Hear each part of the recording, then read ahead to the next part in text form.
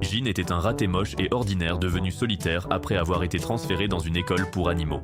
Pourtant, tout change quand il lance un club de cuisine avec des bêtes canons, mais elles ne veulent que sa saucisse. L'histoire débute à l'Académie Seton, une école où toutes sortes d'animaux se réunissent pour étudier. Lors de la cérémonie d'entrée, Jin reçoit soudainement un ananas et le rejette avec colère, mais il touche Ranka, une fille loup, qui l'attaque aussitôt, ce qui l'agace encore plus. Plus tard, il trouve un coin sympa pour déjeuner, mais Ranka est là aussi, et elle devient agressive, croyant qu'il veut sa nourriture. Jin détourne le regard, sachant que ça la calmera, mais elle continue de l'épier, alors il lui donne un de ses bâtonnets de viande. Après s'être régalé de sa viande, Ranka lui propose de rejoindre sa meute, mais Jin refuse aussitôt et continue de manger. Choqué, Ranka se met à gambader et à japper sur sa meute géniale jusqu'à ce que Jin envoie ce cabot décérébré chercher l'os. Pourtant, au moment de partir, une superbe humaine nommée Ino lui demande s'ils peuvent s'asseoir ensemble, faisant fondre son cerveau en manque d'affection. Il accepte aussitôt, contenant à peine sa joie de rencontrer un autre être humain. Quand Ino ouvre son déjeuner et avoue ressentir la même chose, Jin exulte et souhaite l'extinction de tous les animaux pour rester seul avec elle. Mais Ranka revient et tente de se battre avec Ino pour lui avoir volé Jin.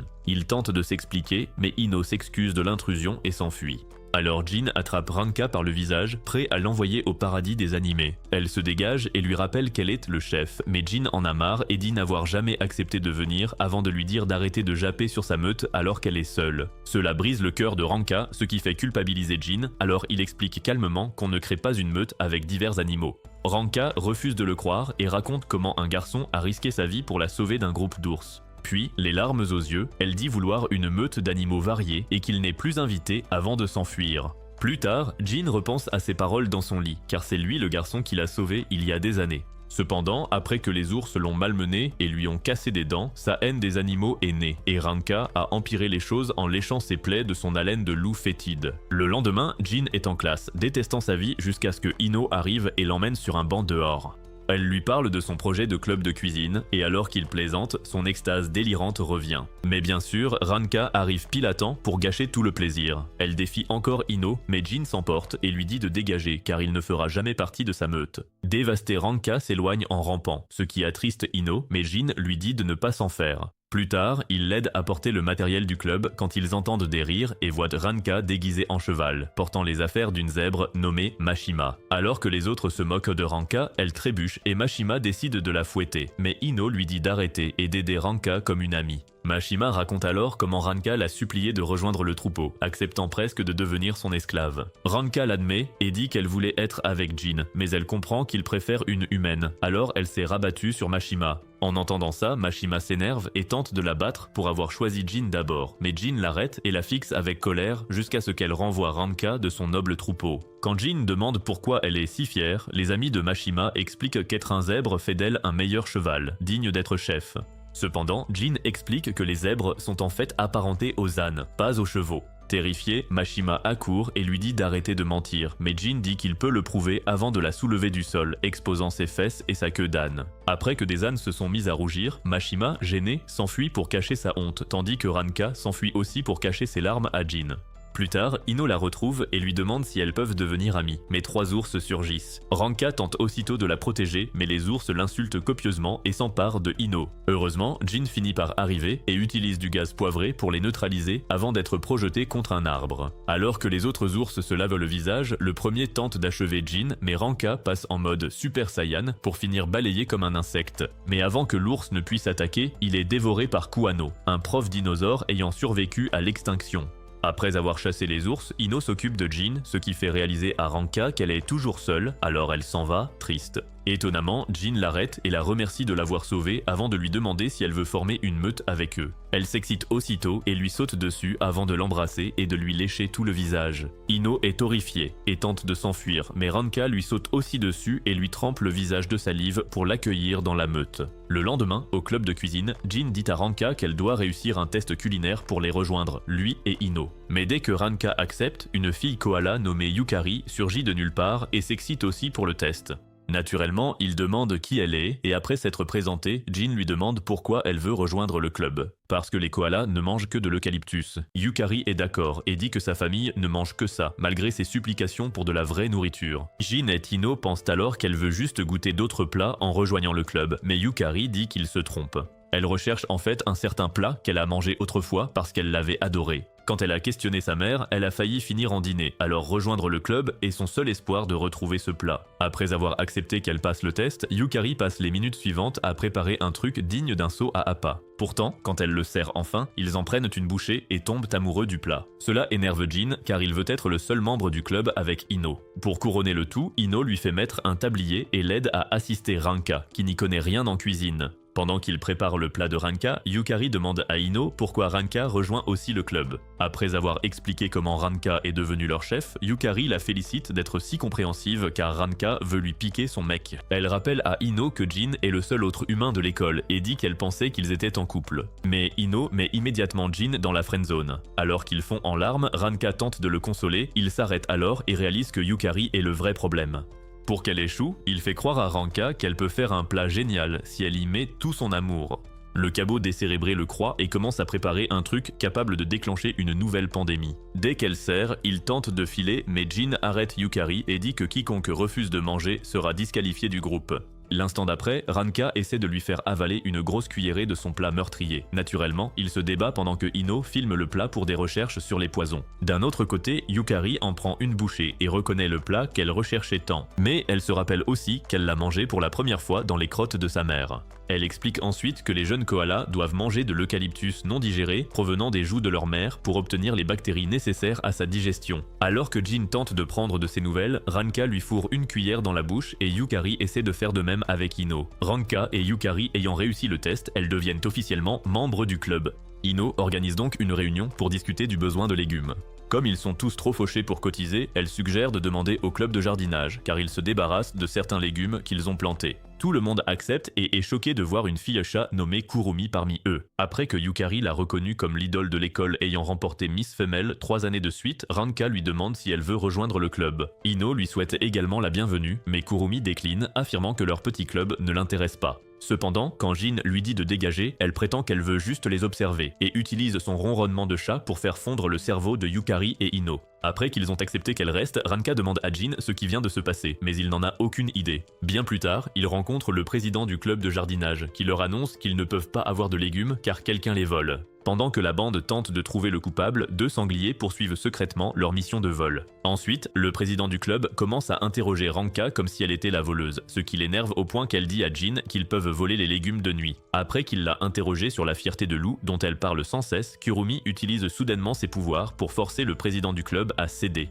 Cependant, les voleurs succombent aussi à son charme et offrent des légumes à la bande avant de se faire chasser par le président du club. Quelques minutes plus tard, ils sont tous de retour au club, et tandis que Ino et Yukari continuent d'aduler Kurumi, Jin et Ranka se demandent comment s'en débarrasser. Bien plus tard, Kurumi remarque que Jin ne lui prête aucune attention, alors elle s'approche de lui et le salue en frottant son nez contre le sien, ce qui rend Ranka jalouse. Elle suggère ensuite qu'ils quittent tous le club de cuisine pour faire la sieste avec elle toute la journée, mais ils refusent tous, ce qui choque Kurumi. Après qu'ils ont tous expliqué l'importance du club de cuisine pour eux, Kurumi, frustré, s'en va en trombe en les insultant.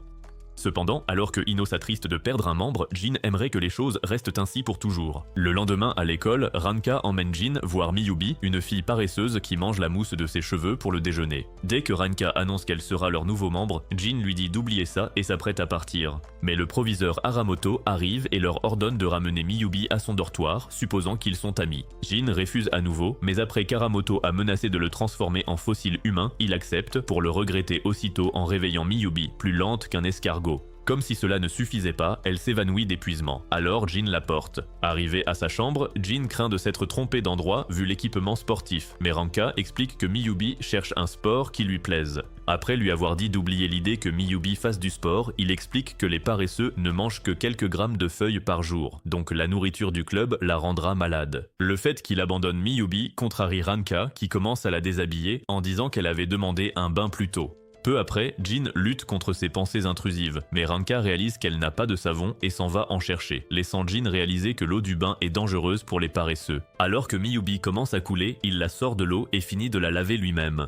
Ensuite, Miyubi utilise toute son énergie restante pour lui préparer du thé et le remercier de l'avoir laissé rejoindre le club. Avant qu'il ne puisse la rejeter, elle explique que Ranka a dit qu'il était la raison pour laquelle elle a enfin des amis et se plaît à l'école. Après que Miyubi a exprimé sa joie d'avoir enfin des amis, Ranka revient avec Ino et Yukari et Jin accepte que Miyubi les rejoigne. Puis il dit à Kurumi d'arrêter de se cacher, elle arrive alors, et Jin lui dit de cesser son air détaché car sa queue s'agite depuis leur rencontre. Malgré cela, Kurumi prétend toujours les détester et s'enfuit, pour finalement leur apporter plein de légumes plus tard dans l'après-midi. Après que Ino a dit à Jin qui était responsable, ils vont au club pour le repas quotidien et se régalent sous l'œil de Kurumi depuis son arbre. Plus tard, lors d'une assemblée, la présidente Miki ordonne de renvoyer quiconque aurait une relation interespèce, sa façon d'exprimer son dégoût pour Jin et les filles. Après l'assemblée, Miki file au bureau du conseil et retire ses vêtements avant d'être envahi par sa famille de rats taupes nus. Après avoir exprimé sa frustration et rappelé que s'habiller est gênant pour les rats taupes, il la félicite pour son courage. Miki s'enquiert ensuite de l'enquête sur le club de cuisine et ils lui disent de s'installer confortablement pour regarder. Ils ont commencé par filmer Ino mais n'ont vu que ses joues, alors ils sont passés à Miyubi qui s'évanouissait à la moindre occasion. D'un autre côté, Yukari les a invités à chasser et après avoir pris un poisson géant, elle a expliqué son obsession pour la nourriture depuis qu'elle a mangé les crottes de sa mère. Ils expliquent ensuite n'avoir rien trouvé sur Kurumi, alors Miki pose des questions sur Jin et Ranka. Après l'avoir prévenu que les images sont choquantes, ils montrent une vidéo de Ranka en train de baver partout sur Jin. Miki s'effondre sous le choc et affirme que Jin essaie de se constituer un harem avec les filles. Pour l'arrêter, elle envoie les rats taupes en mission afin de recueillir plus de preuves. Bien plus tard, Jin est au club avec Hino, préparant un nouveau plat et souhaitant que la vie reste ainsi pour toujours. Alors que les rats filment, Ranka bondit et bave comme d'habitude jusqu'à ce que Jin essaie de lui arracher le visage. Après qu'elle a dit qu'il ne peut rejeter le chef de meute, Jin dit que le vrai patron est Hino, alors Ranka lui saute dessus. Alors que Jin tente de l'arrêter, un groupe de lions arrive et demande à voir Jin. Dès qu'il répond, elle l'enlève, et quand Ranka tente de s'interposer, elle se fait kidnapper elle aussi. Quelques minutes plus tard, ils sont déposés devant le roi Shishino, un lion passé maître dans l'art de diriger un harem. Après que Shishino les a accueillis, Jin s'énerve car il n'a même pas eu le choix. Mais les lions le frappent pour avoir répondu au roi. Puis les lions soulèvent Shishino alors qu'il s'apprête à montrer à Jin pourquoi il l'a fait venir. Peu après, près de la piste, Shishino dit à Jin de regarder une impala nommée Shiho faire étalage de son athlétisme pendant que ses amis la félicitent. Shishino dit à Jin qu'il veut Shiho dans son harem et c'est pour ça qu'il l'a convoqué, car il est le premier à fréquenter d'autres animaux. Après avoir rappelé à Shishino que les siens ont l'habitude de manger des impalas, il s'énerve et essaie de s'en aller, mais les lions se mettent à le tabasser, tandis que Shishino, lui, continue de lui demander conseil. Peu après, ils sont de retour en classe et Jin semble sortir d'une opération du visage. Jin rappelle à Shishino le discours de Miki, mais Shishino prétend que ses sentiments pour Shiho sont naturels, donc ce n'est pas un problème. Quand Jin lui demande comment il a pu craquer pour elle, Shishino raconte comment, ce jour-là, il attendait que ses filles viennent le nourrir, comme d'habitude. Alors que la faim devenait insoutenable, il a aperçu Shiho quitter le terrain et n'a pas pu s'empêcher de baver devant elle.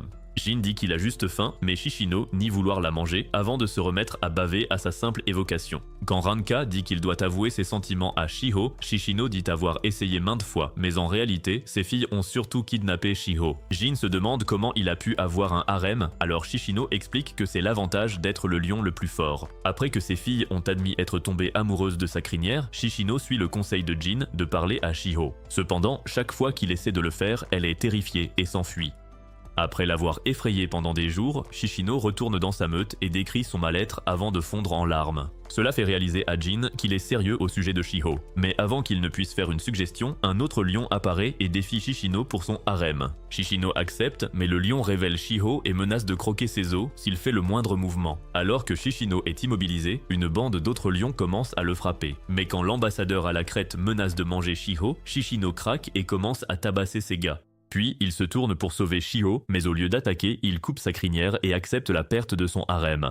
En quelques secondes, ses filles l'abandonnent, et après s'être débarrassé des autres lions, Shishino s'excuse auprès de Shiho. Il se tourne ensuite pour partir, mais elle l'arrête et lui demande de quoi il voulait parler. Après avoir pris son courage à deux mains, Shishino avoue ses sentiments, mais Shiho dit qu'elle ne peut pas encore aller si loin, car elle n'est pas en période de reproduction. Cependant, elle suggère de commencer comme amie, et Shishino accepte avec joie. Pendant que les amoureux s'éloignent, Miki apprend tout par ses amis et décide de punir Jin pour ses fantasmes de harem.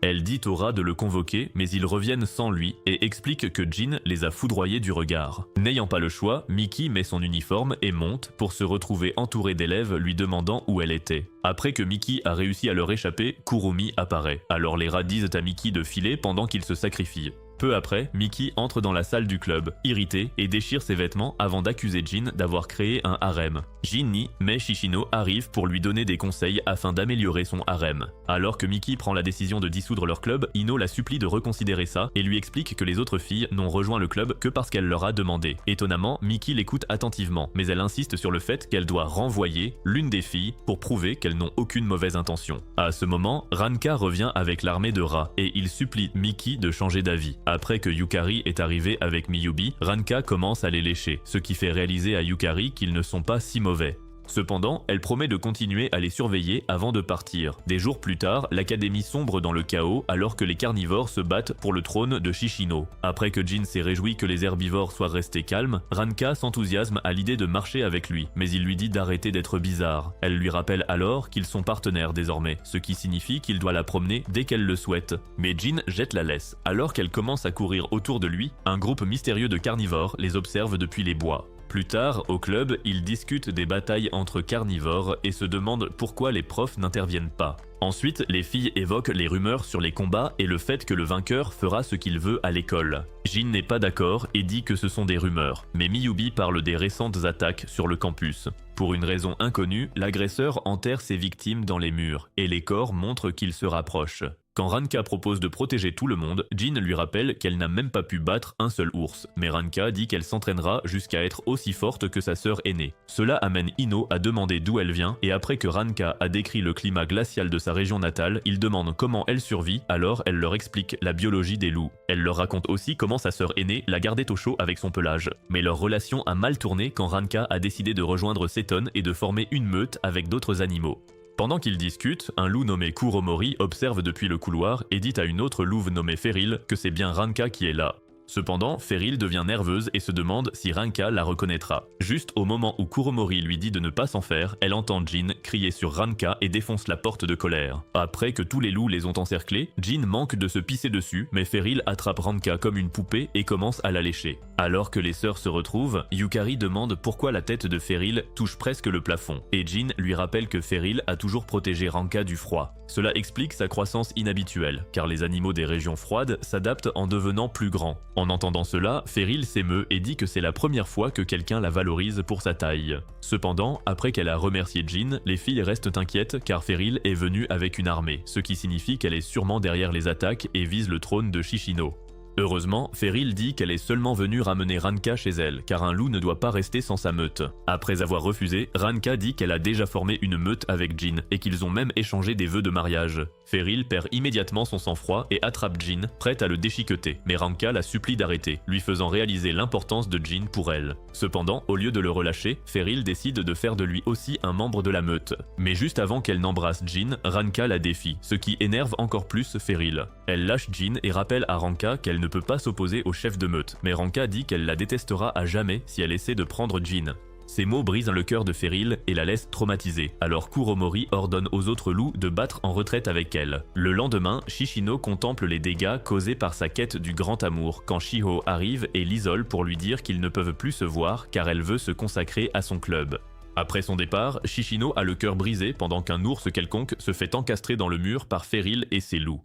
À ce moment, une hyène nommée Yena apparaît et demande s'ils sont responsables de toutes les attaques autour de l'académie. Kuromori explique alors que ce sont les autres animaux qui les provoquent, mais Yena s'en fiche car il cherche juste un adversaire de taille.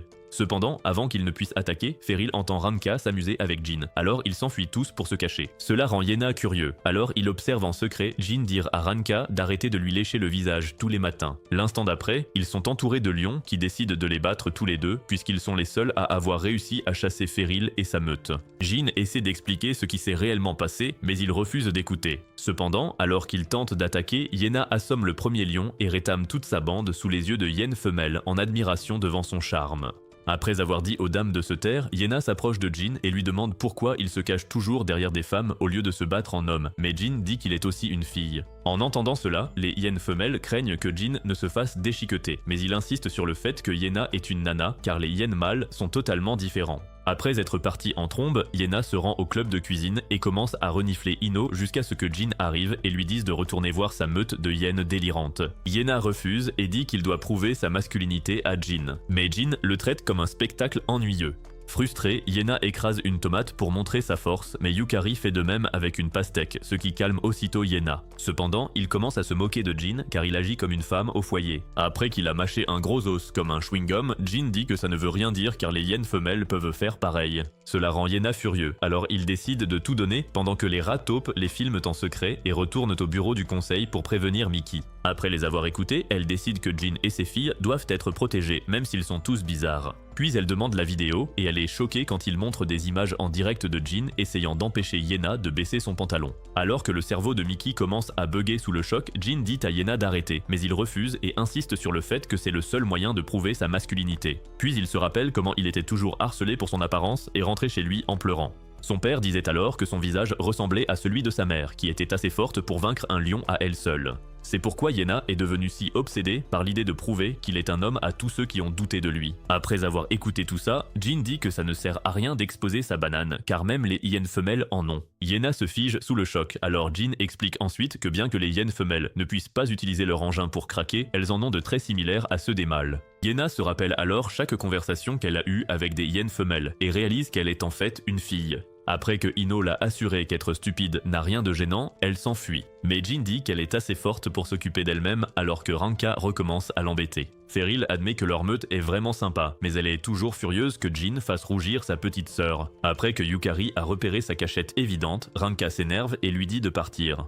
Quelques jours plus tard, Ranka s'excite pour la fête du sport, mais tous les autres s'esquivent avec diverses excuses pour ne pas faire de sport contre certains des animaux les plus mortels. Même Kurumi dit qu'elle préférerait faire une sieste. Mais alors que Ranka s'en frustre, Miyubi arrive et propose de le faire avec elle. Pour commencer, elle se dirige vers l'une des pistes de l'école pour s'entraîner à la course en sac. Mais après avoir fait le tout premier pas, Miyubi s'évanouit. Juste au moment où Ranka l'aide à se relever, elles sont entourées par l'armée de rats taupes de Miki, car le fessier de Miyubi vient d'envoyer l'un d'eux dans l'au-delà. Après s'être excusé, Ranka demande pourquoi ils sont là. Alors, ils expliquent qu'ils travaillent sur toutes les pistes et terrains en préparation de la fête du sport. Cela donne une idée à Ranka, alors elle propose de les aider avec Miyubi car cela devrait être beaucoup plus facile. Cependant, après qu'ils lui ont donné la machine à peindre pour commencer les lignes, elle s'évanouit à nouveau. Cela leur fait réaliser que Miyubi ne fera que les ralentir, mais Molyo leur rappelle qu'ils ont une dette envers Ranka pour les avoir sauvés. Les autres sont d'accord, alors ils commencent tous à travailler 24 heures sur 24 pendant que Ranka passe tout son temps à sauver Miyubi de graves lésions cérébrales. Quelques minutes plus tard, Jin suit Ino et se demande si elle l'a soudainement appelé parce qu'elle veut enfin lui avouer ses sentiments.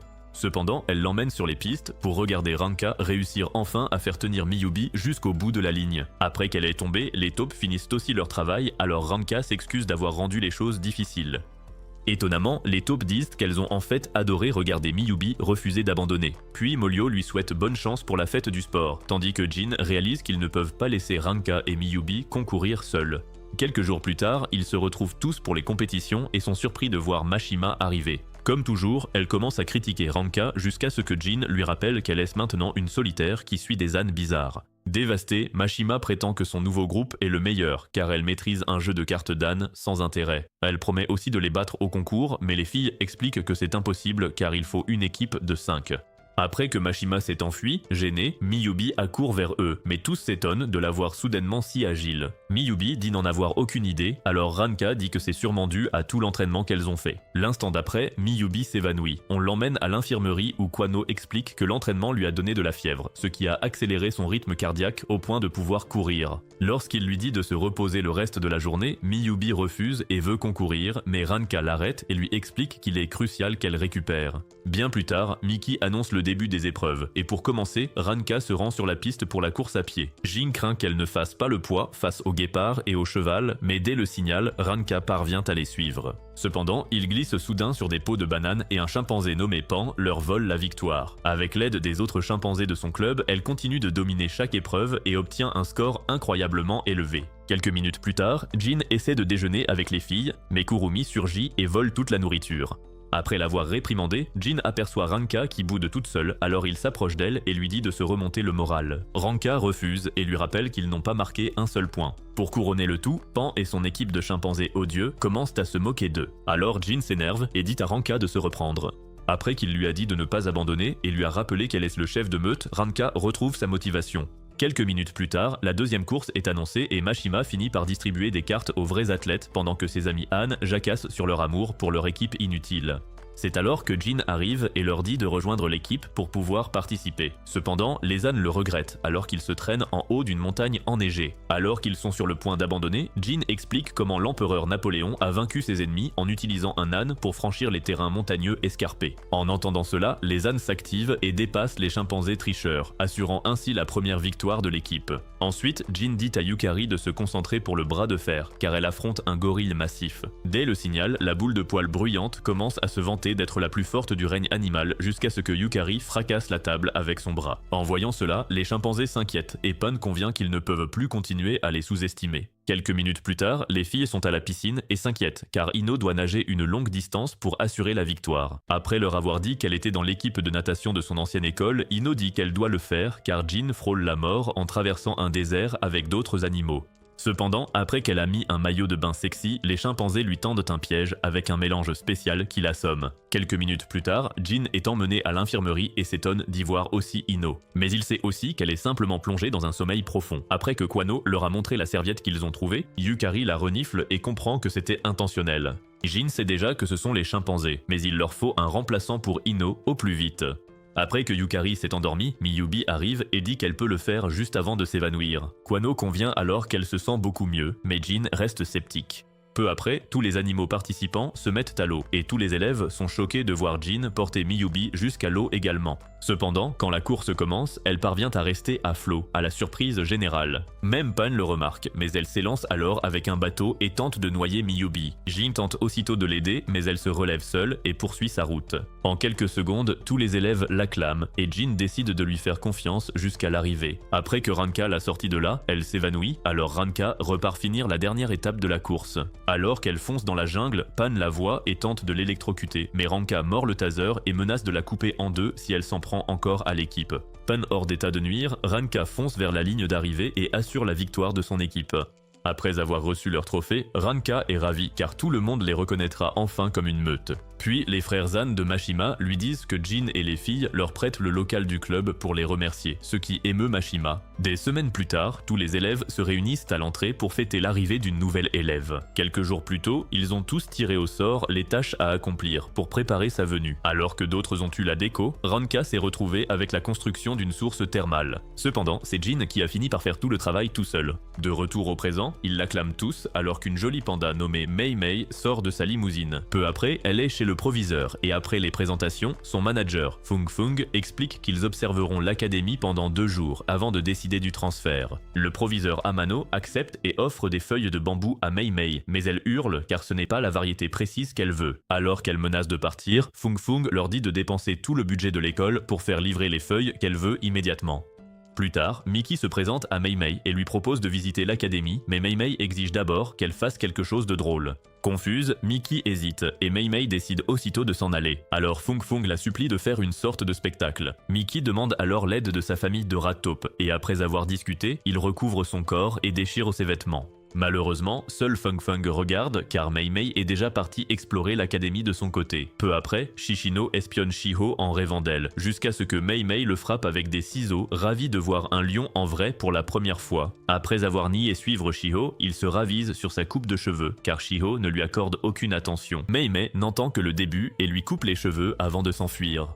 Pendant ce temps, Yukari a fait des boulettes pandas et explique que les pandas les adorent, mais Jin ne comprend pas l'engouement. Alors qu'il parle de Mei Mei en se demandant si elle restera, elle arrive et commence à dévorer les boulettes. Mais ils n'ont aucune idée de qui elle est car elle porte la crinière de Shishino. Lorsqu'elle mange toutes leurs boulettes, Yukari s'énerve et manque de la transformer en boulette, mais les filles l'arrêtent. Jin exige alors de savoir qui elle est, alors Mei Mei retire son déguisement et explique qu'elle a suivi l'odeur des boulettes. Quand elle ordonne d'en refaire en disant que personne ne lui résiste, Jin s'emporte et lui dit de ne pas trop se croire tout permis. Choquée, Mei Mei tente de lui crier dessus, mais il lui répond avec la même hargne et la jette hors du local. C'est alors que Fung Fung la retrouve, mais elle est furieuse car personne ne l'a jamais traitée comme Jin vient de le faire. Le lendemain, elle demande à Jin de refaire des boulettes en classe, mais il refuse net juste avant que Fung Fung n'arrive pour se présenter. Il explique ensuite qu'être impoli envers un panda est passible de mort chez eux, mais Jin lui dit de la fermer car tout le monde s'en fiche, laissant Fung Fung pétrifié. Les filles expliquent qu'elles choisissent ce qu'elles cuisinent au club après un vote quotidien. Le lendemain, Mei Mei et Feng Feng achètent un plat traditionnel pour Yukari qui tombe aussitôt amoureuse des pandas. Miyubi reçoit aussi un scooter et les adore également, avant qu'elle ne promette à Ranka que les 1,3 milliard de fans de Mei Mei rejoindront sa meute. Quand Jin arrive au club de cuisine, les filles ont toutes été soudoyées et acceptent de préparer les raviolis que Mei Mei réclame. Bien qu'agacée, Jin accepte, mais exige que Mei Mei les aide à préparer les raviolis. Dès qu'il commence, elle se plaint déjà, mais Jin l'ignore et la fait travailler encore plus dur jusqu'à ce qu'elle s'énerve et jette le plat de pâtes au sol. Jin s'irrite et lui ordonne de ramasser, mais Feng Feng propose de le faire à sa place. Cependant, Jin s'énerve davantage et insiste pour que Mei Mei le fasse. Elle s'exécute alors à genoux comme une petite fille sage. Étonnamment, la panda autrefois si fière et vantarde cesse de râler pour obéir au moindre désir de Jin, alors que lui s'agace de son comportement odieux. Après qu'elle a enfin fini les raviolis, il lui dit d'en goûter un et elle réalise qu'ils sont encore meilleurs que ceux d'hier. Voyant cela, Ranka lui propose de rejoindre le club, mais Feng Feng refuse aussitôt car Jin ne ferait que continuer à la malmener. L'instant d'après, Jin déclare qu'il n'acceptera jamais une gamine aussi égoïste et gâtée au club. Et quand Mei Mei demande comment le faire changer d'avis, il répond qu'elle doit aussi convaincre Kurumi d'accepter sa demande. Le lendemain, Mei Mei retourne à l'école et s'inscrit officiellement avant d'aller voir Kurumi dans sa classe. Kurumi, effrayé, se cache sous la table, puis Jin et le reste de la bande arrivent pour expliquer la situation. Kurumi reste contrarié et empêche Mei Mei de la toucher, alors Jin dit qu'il vaut mieux privilégier Kurumi qui est bien plus importante pour eux que Mei Mei. Peu après, Mei Mei est enfermée dans une cage pendant que Jin et les filles demandent à Kurumi si elle accepte que Mei Mei rejoigne le club. Ranka tente d'expliquer que Mei Mei est une fille bien, mais Kurumi se mure dans le silence, leur faisant comprendre qu'elle refuse même d'y songer. Des heures plus tard, Jin ouvre la cage et lui dit d'abandonner, mais elle refuse et insiste pour y rester jusqu'à ce que Kurumi l'écoute. Même après que Feng Feng l'a supplié de reconsidérer, elle décide de ne pas bouger. Ils rentrent donc tous chez eux alors qu'elle reste en cage jusqu'à la nuit. Alors qu'elle commence à s'énerver, Kurumi arrive et l'observe en silence jusqu'à ce que Mei la voie.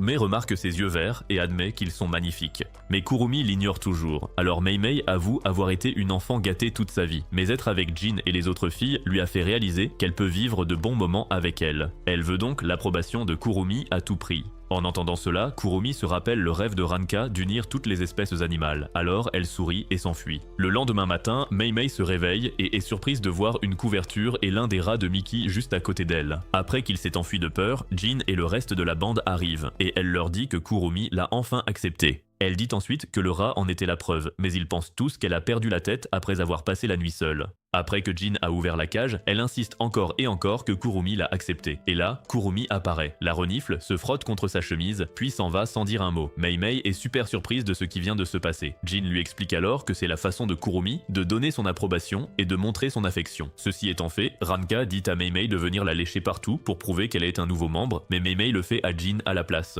Malgré cela, il réagit à peine, ce qui l'a fait complètement craquer. Plus tard dans la journée, toutes les filles sont dans la source chaude qu'il a créée, profitant de l'eau chaude, tandis qu'il subit le froid et utilise la couverture dont il s'est secrètement servi pour couvrir Mei Mei la nuit dernière. Plusieurs jours après, Yena est de retour chez elle, et mange avec son père et son frère, qui lui demandent comment se passe la vie à l'école depuis qu'elle a accepté d'être une fille. Yena répond que rien n'a changé. Cependant, lorsqu'il la félicite de faire de son mieux pour s'intégrer, bien qu'elle ne se comporte pas comme une vraie fille, elle est anéantie et réalise qu'elle n'a aucune idée de comment être une fille. Le lendemain à l'école, elle bat une bande de carnivores et commence à se demander de qui elle pourrait apprendre pour devenir la fille parfaite. Puis, alors qu'elle se rince au robinet, Ino arrive pour lui donner une serviette et l'accable de tant d'énergie féminine que Yena réalise qu'elle est l'idole parfaite pour apprendre.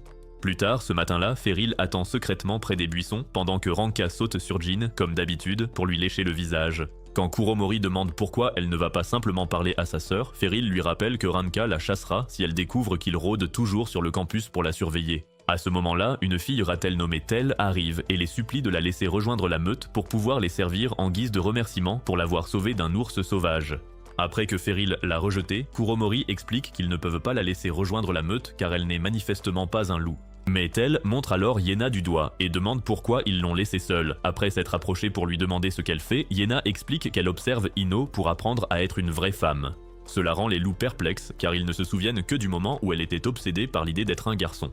Ils expliquent ensuite à Tel qu'une seule femelle est autorisée dans la meute et Feril dit que la seule fille qu'elle veut est Ranka. Cependant, Tel comprend mal et pense qu'elle doit vaincre Ranka pour pouvoir rejoindre la meute, alors elle part et commence à suivre Ranka. Au fil de la journée, Yena continue de suivre Ino et fait de son mieux pour copier tout ce qu'elle fait. Mais tout cela la rend encore plus agressive qu'elle ne l'est déjà. Quand elle finit par parler de ses difficultés à Ino, celle-ci lui suggère d'en parler au reste de la bande, au club de cuisine, pour qu'ils puissent tous l'aider. Quelques minutes plus tard, ils sont tous dans la salle du club et après avoir écouté ce qu'elle a à dire, Jin lui dit d'oublier l'idée de ressembler ou de se comporter comme Ino, car elle n'est tout simplement pas capable d'une telle beauté et d'une telle grâce. Pendant que Yena essaie de se défendre, Mei Mei apprend qu'elle a aussi un attribut masculin, alors elle déchire toute la jupe de Yena pour jeter un coup d'œil. Ensuite, Yukari suggère que Ino agisse comme Yena pour qu'elle voie à quel point elle semble différente pour les autres. Cependant, après avoir passé quelques minutes à relooker Ino, elle ne réussit sans qu'à lui donner l'air d'une stripteaseuse ultra sexy. Alors que Jin s'extasie et que Yena bave devant elle, Tel arrive et supplie Ranka de l'affronter, mais Ranka refuse et Yena jette immédiatement le ratel inconscient par la porte. Ensuite, Kuromori la rattrape et tente de lui expliquer pourquoi elle ne devrait pas combattre Ranka. Mais Tel repère un oiseau indicateur et se met aussitôt à le suivre car il est doué pour trouver du miel, ce qu'elle adore. Pendant ce temps, Jin soutient toujours que Yena ne pourra jamais être féminine comme Ino, mais elle insiste sur le fait qu'elle le peut.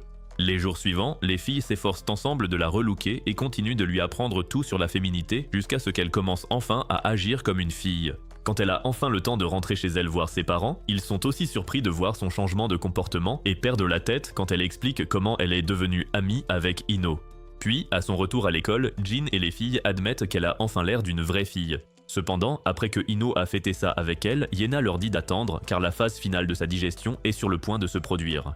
Il s'avère que tous ces vieux os rouillés que les hyènes adorent manger ne sont jamais digérés, elles doivent donc toujours les régurgiter. Dès que Yena obéit enfin aux lois de la nature, Jin craque et dit qu'elle ne pourra jamais être comme Ino et elle a le cœur brisé quand elle s'en rend compte. L'instant d'après, Tel revient pour se battre, mais l'ambassadeur à la crête la soulève et demande à Yena pourquoi elle prétend être une fille. Il menace ensuite de tabasser Tel si quelqu'un fait un geste. Mais étonnamment, Jin leur dit d'y aller car ils sont tous impuissants face aux lions par nature. Alors que les lions commencent à la frapper, les filles sont terrifiées et supplient Jin de faire quelque chose, mais il reste immobile car il sait que les ratels ont une fourrure en titane, ce qui signifie que Tel va très bien malgré toute cette violence. Quand les lions finissent par se lasser de la frapper, Yena réalise qu'elle s'est menti à elle-même. Elle accepte enfin qu'elle n'est qu'une fille aux tendances violentes et passe sa frustration sur les lions chauves et sans vergogne. Puis Tel recommence à supplier Ranka pour un combat jusqu'à ce que Yena décide de l'affronter en premier. Tel accepte et lâche immédiatement une bombe de paix qui brûle les narines de Yena. Cependant, une rafale de vent soudaine pousse sa bombe de gaz droit sur Jin et Ranka, les assommant tous les deux instantanément. L'instant d'après, Feril sort de sa cachette et attrape Tel avant de l'écraser au sol, créant ainsi un énorme cratère. Alors que les autres peinent à se relever, Tel s'excite car c'est la première fois qu'elle ressent de la douleur. Cela fait réaliser à Feril qu'elle peut enfin se déchaîner sur elle, mais alors qu'elle tente de déchiqueter le petit ratel, Ranka entend parler de l'obsession de Tel à rejoindre la meute et s'excite, pensant que Feril a déjà accepté. Feril, qui a toujours désespérément cherché la validation de sa sœur, accepte alors de laisser Tel rejoindre la meute. Quelques jours plus tard, Yena rentre à nouveau chez elle et dit à son père et à son frère qu'elle est redevenue un garçon avant de s'enfuir alors qu'ils se consolent car ils ont déjà dépensé toutes leurs économies pour lui acheter des robes. Le lendemain au déjeuner, Yena arrive et remercie Ino pour toute son aide avant de s'amuser avec elle jusqu'à ce que Jin s'énerve. Plusieurs jours après, la bande est dans un bus avec presque tous les autres élèves de l'académie. Comme toujours, Jin est irrité par tout ce bruit et Ranka ne fait qu'empirer les choses. Quand il finit par lui dire de se taire, elle refuse et dit qu'elle ne peut contenir son excitation, car ils vont enfin dans la section marine de l'académie. Bien plus tard, ils arrivent enfin à la section marine et le proviseur les accueille avant qu'ils ne visitent les lieux et s'émerveillent devant les salles de classe sous-marines et les élèves poissons qui étudient à l'académie. Puis ils se réunissent autour d'une élève nommée Kana qui les accueille aussi avant de proposer de faire un spectacle dans l'eau. Alors que Kana plonge et commence à faire des spirales assez moches, tout le monde l'encourage. Mais quelques secondes plus tard, elle s'essouffle et finit par abandonner. Puis, quand ils commencent tous à se plaindre de son spectacle stupide, elle est gênée et s'enfuit à la nage. Ranka commence à avoir de la peine pour elle, mais Jin s'énerve car il sait qu'elle pense déjà à aller l'aider. Cependant, après avoir réfléchi et réalisé que c'est sa chance d'être seule avec Ino, il convainc Ranka d'aller aider Kana et Mei Mei part aussi avec elle. Quelques minutes plus tard, les filles rattrapent Kana et lui proposent de l'aider à devenir un phénomène de la natation. Cependant, après que Mei Mei lui a montré des tours inutiles, Kana dit que ça ne suffira pas pour être aussi reconnu que le trio de dauphins qui domine l'équipe. Juste au moment où les filles demandent pourquoi elle ne la laisse pas faire, la chef du trio de dauphins, Ruka, arrive. Au même moment, Jin cherche le meilleur endroit où emmener Ino, mais après avoir consulté le guide de l'académie, il réalise que c'est bien trop loin pour des humains comme eux. Ino suggère alors d'aller voir ce que fait Ranka, et après que le reste de la bande a accepté, ils partent tous en courant. Pendant ce temps, Ruka vient d'expliquer que Kana ne pourra jamais rejoindre son équipe car c'est un beluga trop gros qui ne pourra jamais suivre leur technique parfaite. Cela émeut Kana, mais elle continue de sourire malgré ses larmes car c'est le visage naturel au repos des belugas. Après le départ de Ruka, Jin arrive avec les filles et dit que Kana n'a qu'à se concentrer sur la seule chose qui la rend spéciale. Elles sont perplexes, alors il explique que les belugas sont connus comme les canaris des mers car ils sont doués pour vocaliser et chanter dans l'eau. Cela les excite tous et Ranka suggère qu'ils forment un groupe de natation synchronisé pour qu'elle puisse faire une performance qui sera enfin reconnue par Ruka. Jin s'énerve complètement parce qu'elle lui vole tout son temps seule avec Ino, mais seulement quelques minutes plus tard, en les voyant toutes arriver en maillot de bain, il s'excite et remercie Ranka d'être enfin utile. Sur ce, les filles commencent à nager, mais quand vient le tour de Kana, elle leur explose les tympans avec son chant horrible et manque d'envoyer Miyubi dans l'au-delà. Plus tard dans la soirée, Jin se retrouve coincé dans une chambre avec deux girafes mâles qui semblent aimer se craquer mutuellement. Cependant, l'un d'eux s'avère être un playboy qui avoue avoir des sentiments pour un autre gars et s'enfuit tandis que son partenaire reste là, le cœur brisé. Quelques minutes plus tard, Jin cherche un nouvel endroit où dormir quand il croise Ruka, la capitaine de natation, qui le supplie à genoux d'arrêter d'entraîner Kana. Alors qu'il se demande ce qui lui arrive, ses amis arrivent pour l'aider et Jin réalise qu'elle n'utilise que la moitié de son cerveau comme les dauphins quand ils dorment.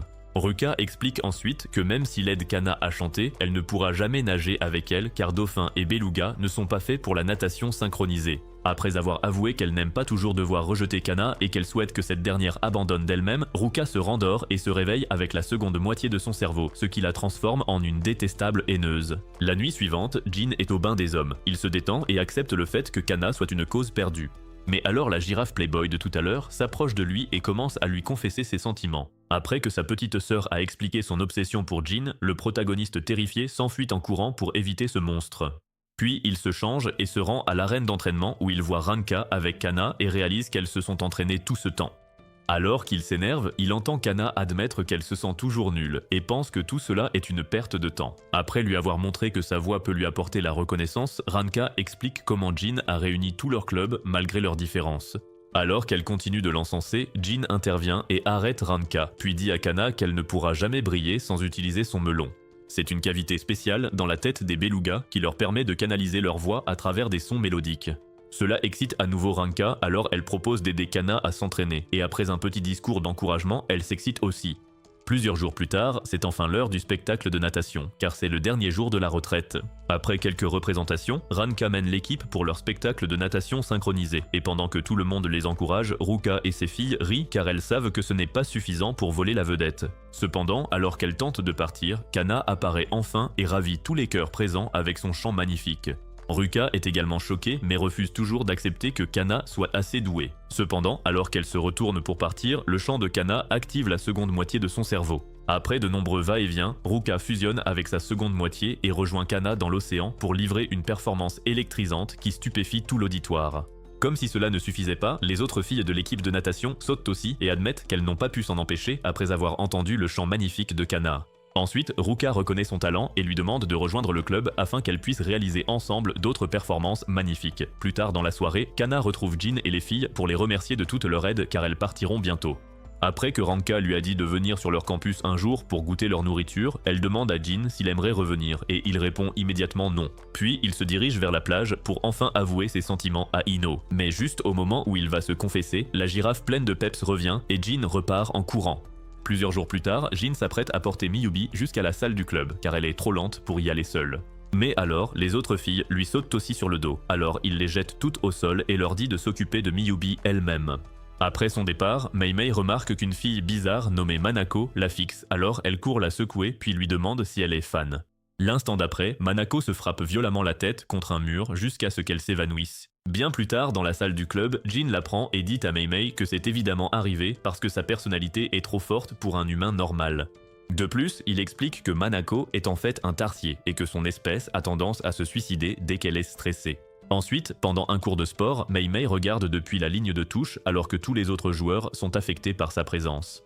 Puis elle remarque Miyubi, qui est également assise sur la touche parce qu'elle ne peut pas bouger un muscle.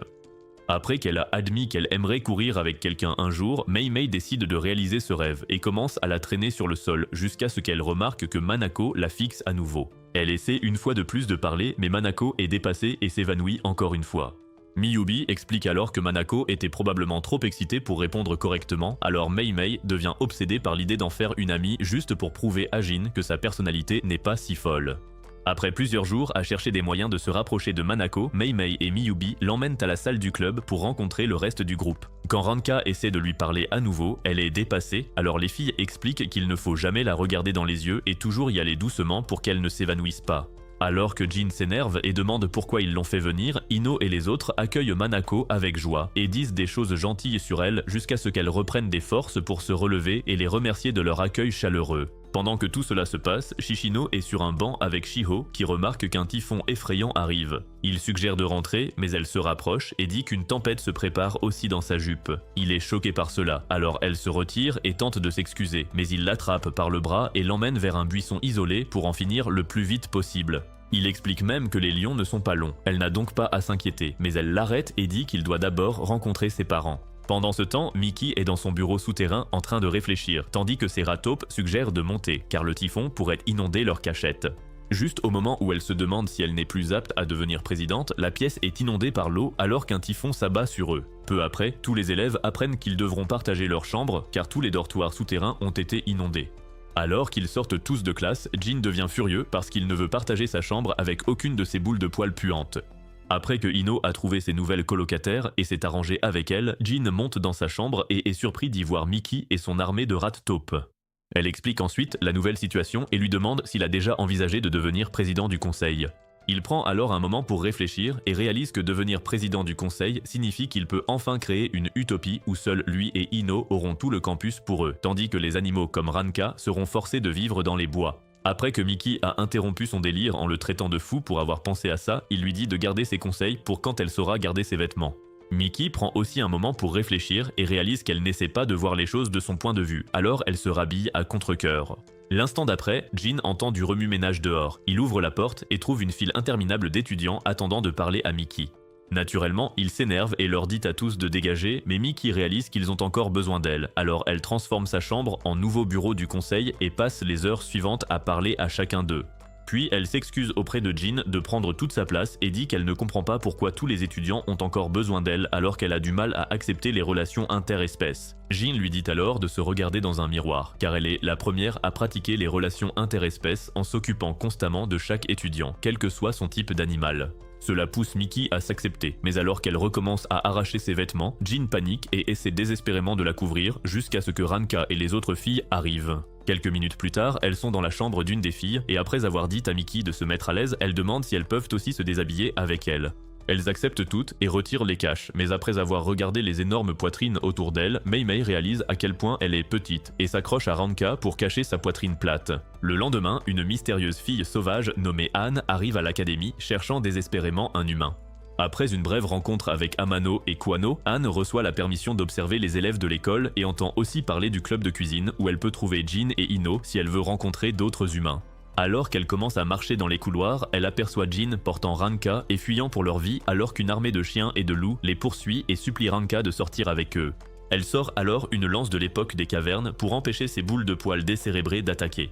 Puis elle se rend au club de cuisine pour rencontrer tout le monde, et après les présentations, Mei Mei remarque qu'elle n'a ni cornes ni queue et lui demande quel genre d'animal elle est. En remarquant qu'elle est humaine, ils sont tous surpris tandis que Ino s'enthousiasme et dit qu'elle a toujours voulu rencontrer une autre humaine dans cette école. Elle lui parle de Ranka et Jin avant qu'il n'explique que Ranka n'a pas pu venir car elle est actuellement en chaleur. Et rien qu'en se promenant sur le campus ce matin, elle a répandu ses phéromones partout, c'est pourquoi tous les loups et chiens du campus sont désespérés d'avoir ses faveurs. Pendant qu'elles discutent, Jin court toujours avec Ranka, mais il voit un sabot mystérieux leur faire signe depuis un débarras, alors il s'y précipite et ferme la porte, pensant être en sécurité. L'instant d'après, la girafe pleine de peps commence son discours bizarre et avoue à nouveau son amour à Jin pendant que sa petite sœur l'encourage. Jin parvient à s'échapper à nouveau, mais après avoir couru jusqu'à la chambre de Ranka, elle se tourne soudainement vers lui et bondit, prête à relâcher toute cette tension sur lui. Cependant, après qu'elle a commencé à lui baver sur tout le visage comme d'habitude, Jin la repousse et commence à râler sur le fait qu'elle est toujours aussi agaçante. Cela rend Ranka triste, alors elle demande à Jin s'il la déteste, et il répond immédiatement oui, et demande comment elle peut l'ignorer après tout ce temps passé à détester les animaux. Alors qu'elle commence à pleurer toutes les larmes de son corps, Jin lui dit de rester dans la chambre et sort comme si de rien n'était. Le lendemain, dans la salle du club, les filles préparent un tas de plats et demandent à Anne de les goûter car elles essaient de décider quoi faire pour le prochain festival culturel. Juste au moment où elles préviennent qu'il y a beaucoup de nourriture, elle vide complètement toutes les assiettes en quelques secondes. Puis Jin finit par arriver, mais quand elle l'interroge sur Ranka, il commence à agir bizarrement, ce qui rend tout le monde méfiant. Cependant, comme il n'y a plus de nourriture et que Mei Mei s'est déjà évanouie, il suggère maintenant de simplement ranger au lieu de faire d'autres activités de club. Tout en faisant la vaisselle, Jin continue d'agir bizarrement et remarque qu'Anne l'observe depuis le début. Bien plus tard, il est sur le chemin du retour vers le dortoir quand elle l'arrête et lui dit qu'elle s'intéresse beaucoup à lui. Après s'être excusé et avoir dit qu'il n'est obsédé que par Ino, Jin s'en va alors qu'elle s'énerve qu'il ait mal compris ses intentions. Quelques minutes plus tard, elle est dehors en train d'essayer de nettoyer son vélo quand Ino arrive et lui propose de passer du temps ensemble. Après qu'elle a accepté, elles se rendent aux sources thermales. Et Ino commence à poser un tas de questions avant de s'excuser et de dire qu'elle est juste ravie d'avoir enfin une autre fille à qui parler. Pendant qu'elle continue de parler, elle fixe sa poitrine et se demande comment elle a pu devenir si grosse avant que Ino ne lui demande quel genre de nourriture elle aime. Elle dit alors qu'elle n'aime que la viande avant de soudainement paniquer et de s'évanouir dans l'eau. Bien plus tard, elle est dans la chambre de Ino, se gavant de viande et félicitant Ino d'avoir réalisé qu'elle avait faim. Puis Ino réalise qu'il est déjà tard, alors elle suggère de passer la nuit ensemble. Après s'être mise au lit, elle demande pourquoi elle est si gentille alors qu'elles ne se sont rencontrées qu'aujourd'hui, alors Ino explique comment elle est devenue amie avec Ranka et tous les autres membres du club avant de dire qu'elle veut aussi être son amie. Cela dit, Ino essaie de dormir un peu, mais Anne pense que c'est le moment idéal pour enquêter, alors elle attrape les seins de Ino et continue de les presser pour comprendre comment ils sont si parfaits. Plus tard dans la nuit, Ranka arrête de bouder dans son lit et attrape la veste de Jin avant d'aller se promener pour se vider la tête. Puis elle aperçoit un chien au distributeur automatique et se cache, pensant qu'il peut encore sentir ses phéromones. Mais après qu'il s'est éloigné, elle réalise que la saison des chaleurs est terminée et soupire enfin de soulagement. L'instant d'après, elle sent de la viande fraîche en train de cuire et aperçoit Anne en train de préparer le dîner près du feu. Alors elle la rejoint et commence à parler de ce que Jin lui a dit plus tôt. Elle sait déjà qui elle est, alors elle dit à Ranka de demander des explications à Jin le matin et de rompre avec lui s'il la déteste toujours. Elle insiste également sur le fait qu'on ne peut pas faire confiance aux humains parce qu'ils mentent et qu'ils provoquent l'extinction d'autres animaux. Mais Ranka refuse de le croire et dit que Jin est différent. Le lendemain, Ranka retrouve Jin dans la salle du club et exige de savoir pourquoi il la déteste, tandis que le reste de la bande se cache derrière la porte, paniquant sur ce qui va arriver à leur relation. Ranka demande aussi si les humains sont des menteurs, et après avoir répondu oui, Jin prend sa veste et lui dit d'arrêter de prendre tout ce qu'elle entend si au sérieux. Ranka reste perplexe, alors Ino explique qu'il ne la déteste pas vraiment et qu'il ne pensait pas ce qu'il a dit. Cela l'excite, alors elle bondit sur Jin et le barbouille de bave avant d'apercevoir Anne cachée près d'un arbre et de la remercier pour son aide. Il l'invite ensuite à passer la journée ensemble, mais elle est déçue car ses plans pour les séparer ont échoué, alors elle prend son vélo et s'en va. Plus tard, dans une académie sombre, Anne retrouve son équipe d'animaux en voie de disparition, et ils discutent de leur haine pour l'humanité avant que le patron n'arrive et lui dise de se débarrasser des humains pour toujours. Quelques jours plus tard, le festival commence enfin et Anne arrive juste à temps pour voir tous les étudiants étaler la folie qu'ils ont accumulée pendant tout ce temps. Pendant qu'elle entre, Jin commence à cuisiner avec les filles et fantasme sur tous les bons souvenirs qu'il va se faire avec Ino dès qu'il en aura l'occasion. À ce moment-là, Yukari passe avec un conteneur radioactif, ce qui le rend plus méfiant, mais avant qu'il ne puisse poser de questions, Anne arrive pour aider à l'organisation du festival. Après que Yena soit aussi arrivée et ait attrapé Ino, Anne devient jalouse, mais garde ses pensées intrusives violentes pour elle. Quelques minutes plus tard, ils ouvrent le restaurant et invitent tous les étudiants à un buffet à volonté. Alors qu'ils sont submergés par les commandes et ont du mal à suivre, Yukari surveille de près le matériel radioactif qu'elle a apporté plus tôt. Finalement, ils finissent de servir tout le monde et retournent au club, où Ranka remercie tout le monde en leur léchant le visage. Après que Jin a dit aux filles de nettoyer et de préparer demain, Ino décide d'aller chercher des légumes au club de jardinage, et Anne réalise que c'est l'occasion parfaite de passer du temps seule avec elle. Cependant, Yena a exactement la même idée, alors elles commencent toutes les deux à se disputer pour savoir qui mérite de passer du temps avec Ino, jusqu'à ce que Ranka s'énerve et les force à se serrer la main. Ino demande ensuite à Yena de l'aider à vérifier certaines choses à la cafétéria, pendant qu'Anne la suit au club de jardinage. Pendant que tout cela se passe, le reste des coéquipiers d'Anne arrivent à l'académie pour commencer leur plan anti-humanité. Cependant, après que des filles de l'école les ont rencontrées et ont partagé des ballons, ils commencent tous à se disputer pour des bêtises. À ce moment-là, Ino vient de demander à Anne d'essayer de s'entendre avec Yena. Après avoir sorti une épingle à cheveux pour Anne, elle lâche le chariot et dit qu'elle a commencé à ressentir une sensation de chaleur après avoir passé du temps avec eux. Ino la serre immédiatement dans ses bras et lui explique qu'elle ressent l'amour et le bonheur d'avoir enfin une amie. Cependant, Anne pense que Ino ne fait cela que parce qu'elle pense qu'elle est aussi humaine, alors elle assomme Ino et la place dans le chariot avant que Yena n'arrive pour se battre. Quelques minutes plus tard, Jin commence à se demander pourquoi elles ne sont pas encore revenues. Alors lui et Ranka décident d'aller les chercher. Peu après, la fille dauphin du groupe d'Anne trouve le reste de la bande et décide de goûter la recette secrète de Yukari juste pour s'approcher d'eux. Cependant, après avoir pris une seule bouchée du pudding d'égout de Yukari, elle en tombe amoureuse et continue de s'empiffrer car elle n'a même pas de nez fonctionnel pour sentir à quel point c'est dégoûtant. Pendant ce temps, Jin essaie toujours de comprendre ce qui est arrivé aux filles, mais il réalise alors que Ino a dû se découvrir une attirance secrète pour lui. Il fantasme ensuite sur les filles jouant avec les complots des unes et des autres jusqu'à ce qu'il tombe sur Atlas, qui le saisit immédiatement et décide d'en finir avec lui car l'humanité a causé l'extinction des lions de barbarie. Heureusement, Shishino arrive juste à temps pour sauver Jin, mais dans son état de faiblesse, Atlas le domine facilement et le traite de honte pour les lions pour avoir pris le parti de l'humanité et être tombé amoureux d'un impala. Après qu'Atlas a fait l'erreur d'assommer Shiho, Shishino devient complètement fou furieux et sa crinière repousse 2 fois plus avant de charger Atlas. Cependant, Atlas canalise aussi toute la colère de sa haine pour l'humanité, mais Jin les arrête tous les deux pour rétablir la vérité. Il explique que bien que l'histoire dise que les lions de barbarie ont disparu il y a longtemps, leur nombre a en fait commencé à augmenter récemment et ils ont juste été exclus car ils aiment rester cachés. Atlas est ravi d'entendre ça, mais il se fait assommer et doit expliquer comment il compte éradiquer l'humanité en attaquant ce festival. Alors que Jin cherche désespérément sa copine, Anne bat à nouveau Yena, mais celle-ci se relève et veut savoir si Anne a menti tout ce temps en feignant d'être l'amie de Ino. Anne attaque encore, mais cette fois Yena croque le bout de sa lance juste avant que Ranka n'arrive et demande ce qu'il se passe. Yena tente d'expliquer qu'Anne est la méchante, mais Ranka refuse d'y croire car elle sent ce qu'Anne ressent et ce n'est rien de malveillant. L'instant d'après, ils entendent tous des voix haineuses dans leur tête et voient avec horreur le patron d'Anne se révéler. Étonnamment, le patron soi-disant terrifiant s'avère être un mammouth miniature nommé Man.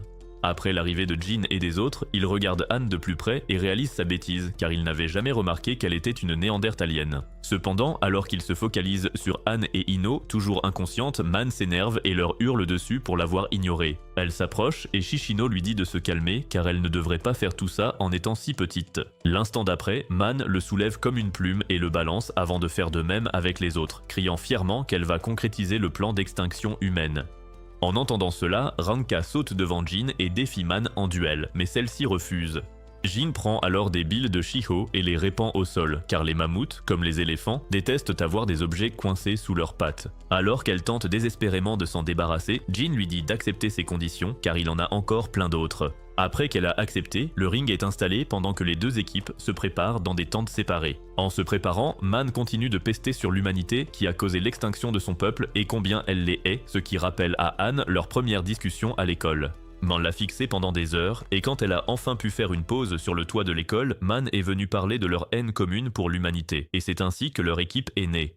De retour au présent, ils partent pour le duel, mais Feril attrape soudain Jin et lui demande pourquoi il laisse Ranka mener un combat si risqué au lieu de lui demander à elle. Après que Ranka a dit vouloir le faire elle-même, Jin dit à Feril de regarder et de respecter le choix de sa sœur. Peu après, l'arbitre explique les règles et annonce qu'ils n'ont que 3 rounds pour désigner un vainqueur. Le premier round commence et Ranka court partout pour éviter Man, mais celle-ci frappe le sol du ring, ce qui stoppe net Ranka. Alors que Man s'approche pour assommer Ranka, tout le monde lui crie d'esquiver jusqu'à ce qu'elle s'écarte enfin juste avant que Man ne détruise le bord du ring. Cependant, après avoir esquivé un autre coup, Ranka tombe sur les cordes et se fait projeter contre le crâne d'acier de Man. Heureusement, la cloche la sauve. Elle s'assoit donc dans son coin pendant que Jin lui explique qu'elle doit être maligne car Man manque visiblement d'endurance. Juste avant le deuxième round, Anne dit à Ino d'arrêter de croire qu'elles peuvent être amies, mais Ino répond qu'elle savait déjà qu'elle était une néandertalienne avant l'enlèvement. Quand Anne demande pourquoi elle est restée amicale, Ino répond que ses origines importent peu tant qu'elles sont amies. Le deuxième round commence, Ranka tente de suivre les conseils de Jin, mais Man se moque d'elle en disant qu'elle n'a pas l'étoffe d'un vrai chef. Ranka tente alors de l'affronter de face et se fait déchausser les dents. Par chance, elle parvient à se relever juste avant que la cloche ne sonne. Cette fois, Jin lui dit d'abandonner car elle va perdre le dernier round, mais Ranka l'arrête et lui promet qu'elle peut gagner. Il réalise alors à quel point elle est dévouée et lui caresse la tête pour la toute première fois, ce qui donne à Ranka une énergie folle pour le combat final. Dès que le combat final commence, Man passe à l'offensive pour la première fois et s'épuise vite, mais quand Ranka en profite pour attaquer, Man contre sournoisement avec un uppercut mortel qui projette Ranka hors du ring. Pourtant, au tout dernier moment, tout le monde se met à l'acclamer et Ranka remonte aussitôt sur le ring. Alors qu'elles reprennent le combat, Anne dit à Man d'arrêter car elles n'ont plus à lutter contre l'humanité. Mais quand Man refuse et tente de se battre à nouveau, Anne décide de mettre fin à leur amitié. Man a le cœur brisé par cela et Ranka en profite pour lui voler la victoire. Mais même après ça, Ino aide Man à se relever et explique qu'être ennemi ne les a jamais intéressés. Elles veulent juste coexister sereinement. Puis Man réalise enfin son erreur et s'excuse d'avoir rompu leur amitié et Anne demande si elles peuvent recréer un club ensemble. Après des retrouvailles émouvantes, elles continuent de profiter du festival et retournent au club de cuisine pour passer du temps ensemble avant qu'Anne n'isole Ino pour s'excuser à nouveau de l'avoir trahi. Bien plus tard, Man fait ses adieux avant que leur équipe ne reparte pour l'Académie Darwin. Mais juste au moment où Jin et les filles rentrent, ils aperçoivent Shishino couvert de sang et d'ecchymose. Il les prévient alors qu'un danger encore plus grand est sur le point de s'abattre sur l'Académie. Jin aura-t-il un jour la chance de séduire Ino ou Ranka goûtera-t-elle la première à sa baguette magique? Commentez prochaine partie pour le savoir et n'oubliez pas de liker et d'activer les notifications après vous être abonné pour ne rater aucune de nos vidéos.